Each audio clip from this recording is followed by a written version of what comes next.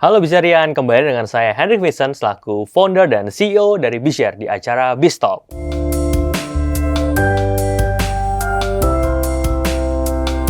Nah, pada kesempatan hari ini kita akan membahas sesuatu yang sangat spesial. Karena kalau kita melihat industri yang bisa dibilang sebagai industri yang cukup seksi, kita bisa bilang, yaitu adalah industri kesehatan gigi. Nah, industri kesehatan gigi ini seiring berjalannya waktu juga semakin meningkat. Data membuktikan diproyeksikan di tahun 2026 itu bisa mencapai 4 miliar US dollar atau sebesar 60 triliun rupiah. Nah, tentunya ini diiringi dengan semakin tingginya banyak sekali orang-orang yang mengalami masalah di kesehatan gigi dan juga tentunya angka dari asuransi yang klaim untuk kesehatan gigi juga semakin meningkat. Nah, pada kesempatan hari ini, saya kedatangan tamu yang sangat spesial, yaitu Direktur dari PT Aquila Dental Indonesia, atau yang biasanya disebut Bro Coki. Tapi nama panjangnya sebenarnya adalah Bapak Yosua Sori Bonatua. Wih, salam kenal bro. Salam kenal. Selamat datang. Thank you. Mantap. Thank you. Jadi memang beberapa waktu ini kita waktu dulu udah sempat pernah ngobrol dan pengen kerja sama bro ya sebenarnya ya. Iya, Cuma akhirnya baru kesampaian sekarang nih gitu Iya. ya. Nah, bro, kira-kira kita akan ngobrol-ngobrol sebenarnya santai-santai aja di sini gitu ya. Kita akan bahas berbagai hal seputar dunia dentis, dental gitu ya. Dan juga sepak terjang dari Bro Yosua sendiri. Mungkin teman-teman Bizshare juga penasaran nih dari historika atau pengalaman Bro Yosua. Mungkin boleh saling perkenalan dulu nih ke teman-teman dari Bizshare. Silahkan bro. Halo teman-teman semua. Perkenalkan, nama saya Yosua. Saya adalah founder dari Aquila Dental. Jadi background saya itu kenapa memilih bisnis Aquila Dental pada awalnya adalah sebenarnya karena yang dokter gigi itu adalah mama bro. Oh mama. Ya, jadi mama itu memang dokter gigi. Jadi dari kecil saya memang udah familiar sih sama operational klinik dokter gigi begitu ya. Jadi mama ini memang setiap hari praktek di rumah. Which is itu dokter gigi pribadi, waktu itu konsepnya belum klinik gitu kan. Yeah. Jadi ya dari kecil, dari SD emang udah biasa gitu, bantu mama siapin ruang praktek. Dari kecil udah biasa kenalan sama dental unit gitu loh. Jadi emang udah familiar dari kecil sih sama praktek dokter gigi gitu. I see. Tapi dari dulu kepikiran memang pengen ngelanjutin bisnis dari dokter gigi dari mama atau gimana bro?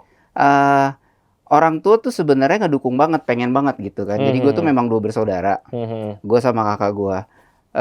Tapi apa daya waktu SMA itu IPA gue merah semua bro. Oh gitu. Jadi nggak ada yang kesampean gitu.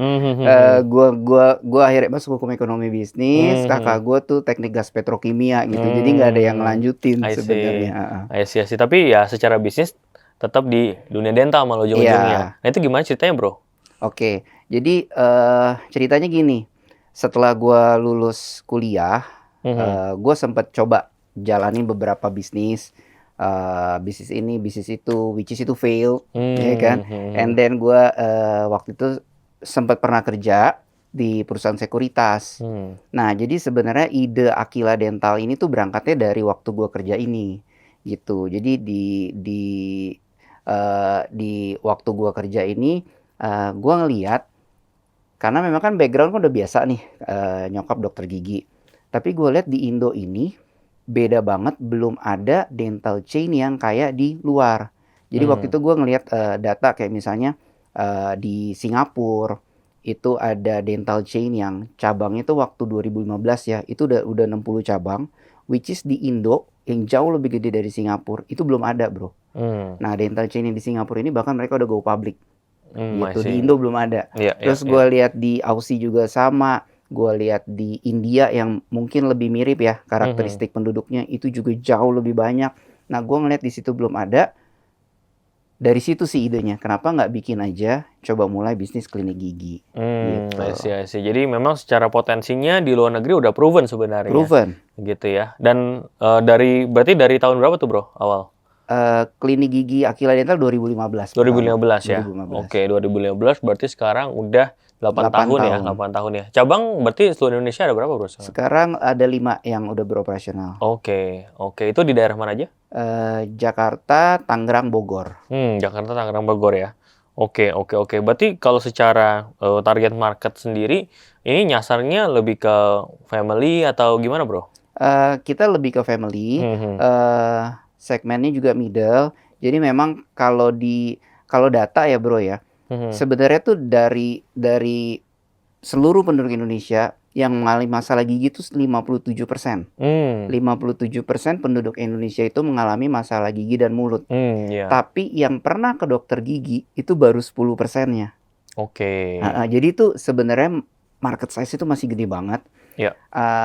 Yang kita lihat tuh begini, pertanyaannya why gitu kan? Kenapa gitu? Yang which is sakit gigi, kalau lu pernah sakit gigi gak bro? Sakit gigi pasti sakit banget kan? Kenapa mereka nggak ke dentist gitu kan? Ternyata problemnya ada 2 sih. Mereka itu takut sakit, sama mereka itu takut mahal. I see. Jadi 2 problem ini yang kita coba untuk solving sih di Aquila Dental. Oke. Berarti nggak sakit dan nggak mahal Iya, gitu ya. Kira-kira begitu nggak ya. takut sakit dan nggak takut mahal. Oke. Nah, tapi kalau kita bicara sekarang nih 2023 gitu ya, berarti udah 8 tahun. Tingkat kesadaran orang terhadap pentingnya kesehatan gigi ataupun orang lebih berani ke dokter gigi itu semakin meningkat nggak sih, bro? Pastinya, bro. Jadi kita bisa lihat aja ya, misalnya dari teman-teman deh, pasti lihat di daerah sekitarnya, itu tuh yang namanya klinik gigi, itu tuh sekarang lagi pesat-pesatnya, terutama after pandemic sih. Iya. Karena after pandemic, kesadaran akan kesehatan memang naik banget ya. Oke. Iya bener sih, kayak rumahan-rumahan ataupun yang bahkan udah jadi klinik pun sekarang lumayan banyak ya bro ya? Expand banget. Expand banget ya. Nah tapi kalau kita bicara persaingan berarti kan juga semakin kencang nih bro. Gimana strategi Aquila Dental bisa tetap survive dan bahkan bisa menjadi market leader nih di industri dental ini bro? Oke. Jadi uniqueness kita memang dari awal mau coba problem solving itu sih. Gimana caranya pasien itu nggak takut ke dokter gigi dan nggak takut kemahalan gitu kan. Jadi positioning kita memang konsepnya adalah memang harus profesional, namanya dokter harus profesional ya. Tapi fun dan affordable gitu bro. Jadi kayak misalnya dari warna aja kenapa kita pilih orange gitu kan. Psychological kan fun gitu kalau orange. Affordable ya kita nggak takut publish price list kita gitu. Jadi memang positioning harga kita itu affordable gitu. Oke.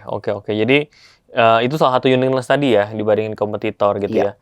Tapi kalau bicara uniqueness ini kan nggak cuma kita sounding habis itu orang akhirnya tahu gitu bro ya. Berarti kan kita perlu strategi bisnis, strategi marketing. Nah biasanya strategi yang lo lakukan itu dari sisi Aquila Dental sendiri seperti apa nih bro? Oke. Kalau strategi marketing, yang pertama zaman sekarang orang pinter-pinter ya bro ya. Pasien itu pertama memang dia dari word of mouth memang. Tapi yang kedua, mereka itu sebelum mereka berobat pasti mereka research dulu sih. Nah, jadi itu kenapa kita benar-benar hadir di sosial media dan search engine pastinya. Gitu. Nanti mereka kan lihat rating, kita kasih edukasi. Tapi tetap walaupun di sosmed kita nanti bisa di teman-teman lihat, walaupun konten itu banyak edukasi, tetap konsepnya tuh fun gitu loh. Jadi orang nggak ngerasa canggung atau takut ke dokter gigi. Oke. Jadi setia dengan value fun-nya tadi itu ya. Oke. Nah, kalau bicara klinik gigi gitu, orang kan mungkin penasaran juga. Memang untung bro bisnis dokter gigi ataupun klinik gigi ini. Mungkin boleh di-sharing bro. Oke. Klinik gigi ini kan kategorinya berarti jasa ya bro ya. Jasa itu marginnya tinggi banget sih. Kalau kita bicara tentang profitable, udah proven lah gitu. Justru salah satu alasan gua pilih bisnis klinik gigi ya karena ada faktor itu ya kan.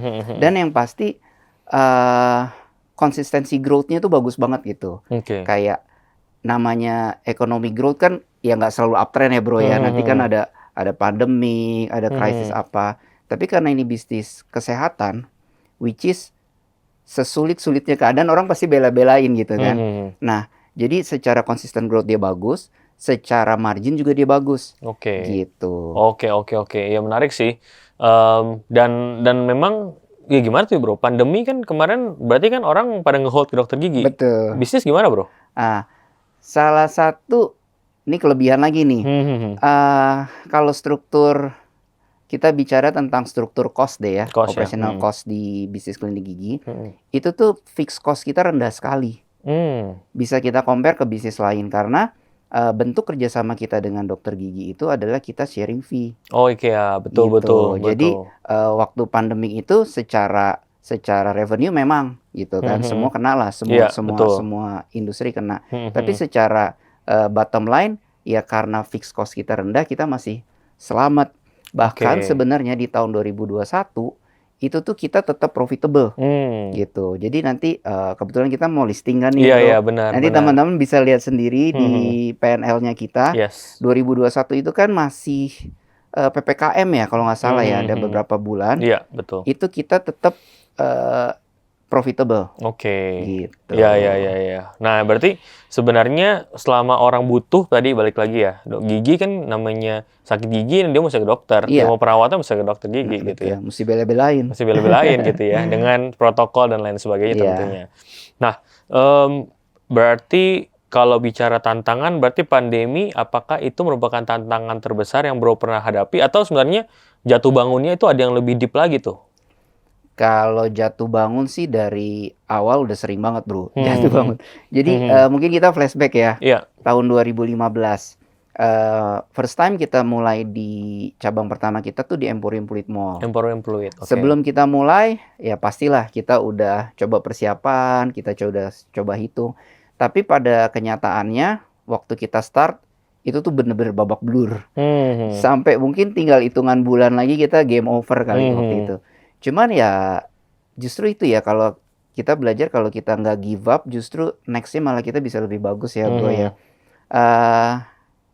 Banyak sih yang kita pelajarin dari cabang pertama kita itu, mulai dari initial cost-nya, terus mulai dari semua operationalnya, dan yang pasti tentang karakter bisnis. Jadi ternyata memang kalau di klinik gigi ini trust itu penting banget sih bro. Jadi either brand dan dokternya. Soalnya kan beda ya, kalau misalnya kita mau cobain, let's say ada kopi baru nih, orang gampang aja cobain ya kan.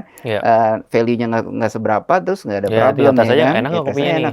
Kalau dokter gigi itu kan, apalagi sekarang orang mungkin tunggu di sakit gigi, terus gue mesti ke mana, jadi risetnya lama gitu kan. Nah jadi memang trust of brand itu perlu dibangun sih. I see.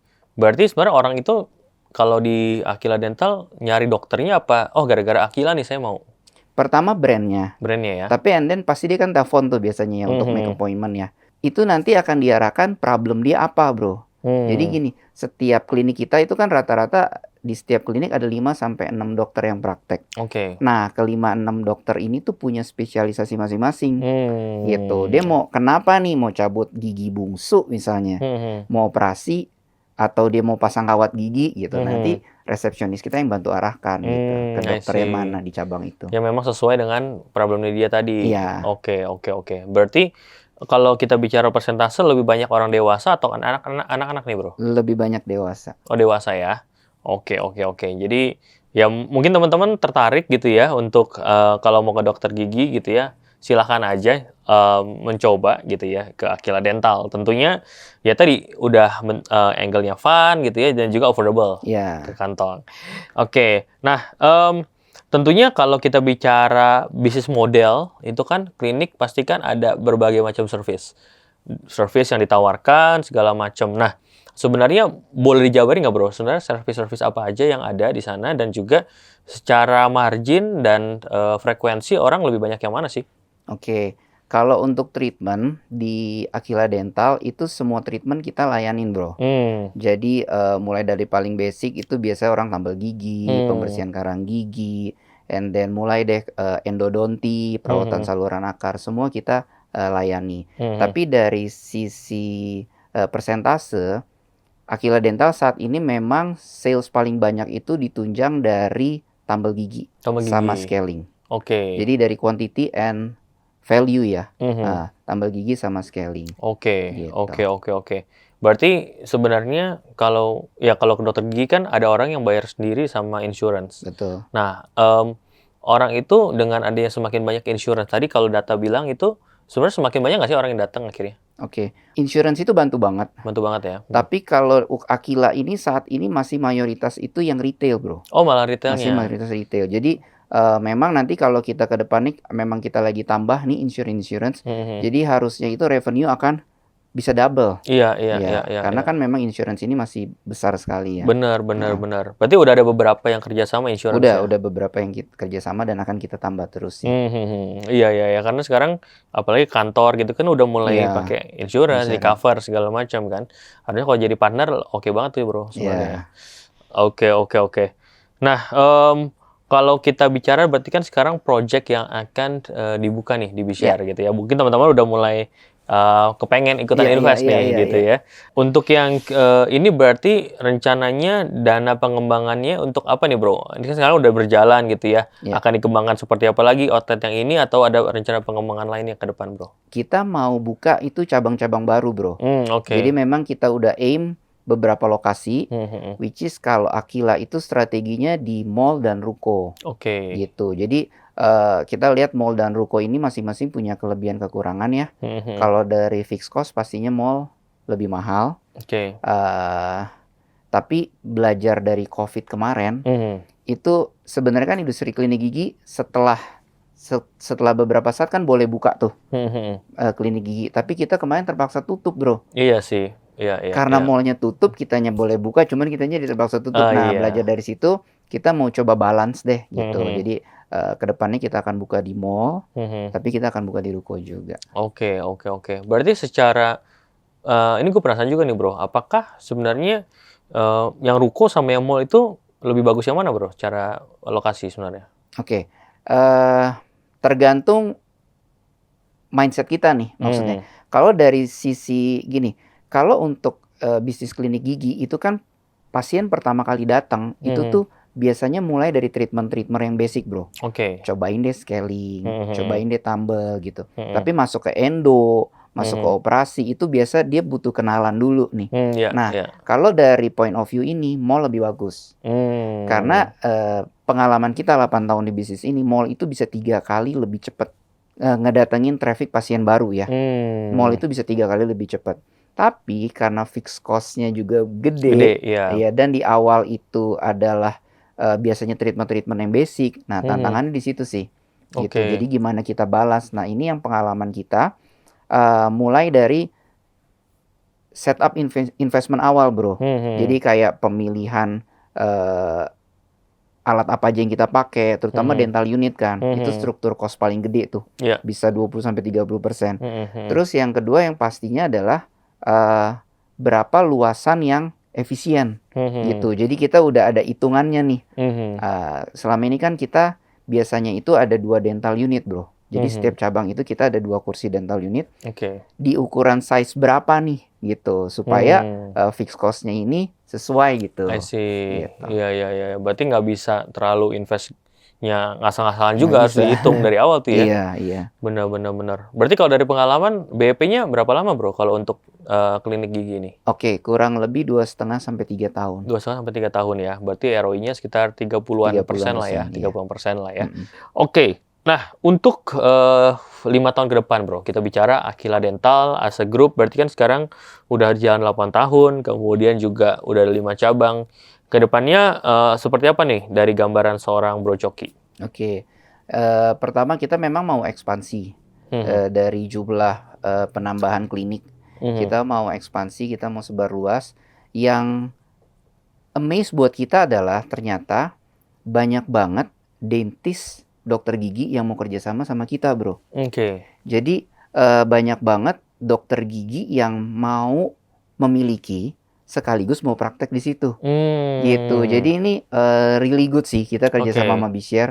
Jadi nanti boleh kita bahas lagi nih, bro. Oh iya, boleh tuh. Jadi potensial investornya ini adalah dentist dia sendiri. Dentist sendiri juga. Karena dia mau praktek katakanlah di mall itu gitu ya. Kalau dia setup sendiri kan, setup investment cost awalnya tinggi sekali. Iya, betul. Resikonya juga jadi gede banget kan. Tapi dia pengen gitu loh praktek di situ. Nah, ini makanya kita bisa partnership sih antara dentist tersebut, Aquila manage, dan untuk pembelian sahamnya lewat B-share. B-share. Nah, Betul. mungkin 5 tahun ke depan kita mau fokus ke sini gitu. Jadi supaya karena kan ada rasa memiliki Rasa juga memiliki pasti ya. beda ya, Bro ya. Benar. Kita strong di situ. Gitu. Oke. Ya, jadi dokternya juga betah juga, dia bisa Betul, berkarya dan dia betul. juga ada ownership juga ya Iya, gitu ya. Apalagi bareng-bareng sama Bijarian semuanya. Iya. Bisa lebih ramai lagi nih harusnya. Karena rame-rame kita promoin juga pastinya ada teman-teman Pastinya. investor. Oke.